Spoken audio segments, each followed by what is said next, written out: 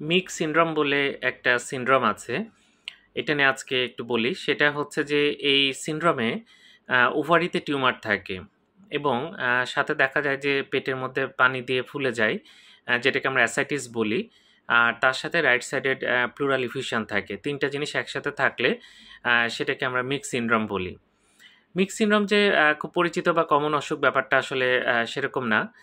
তবে এটা কিন্তু যদি ওভারিতে টিউমার থাকে, তার সাথে যদি অ্যাসাইটিস থাকে এবং তার সাথে যদি রাইট সাইডেড প্লুরাল ইফিউশন থাকে, তখন আমরা এটা চিন্তা করি এবং এই ক্ষেত্রে টিউমারটাকে সরাতে হবে।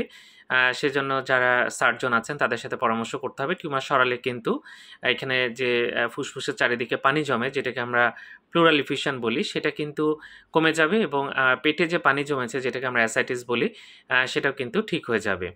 তো যাই হোক, এটা সম্বন্ধে পেটে যদি আল্ট্রাসোনোগ্রাম করে ওভারিতে টিউমার পাওয়া যায় এবং পেটে পানি পাওয়া যায়, তখন একটা এক্স-রে করে নিশ্চিত হতে হবে। যদিও আল্ট্রাসোনোগ্রাফিতে কিন্তু খুব কম পরিমাণ পানি থাকলেও ফুসফুসে সেটা ধরা পড়ে, তাহলে সেটা করে নিশ্চিত হতে হবে। মিক্স সিনড্রোম হলে টিউমার সরাতে হবে। ধন্যবাদ সবাইকে।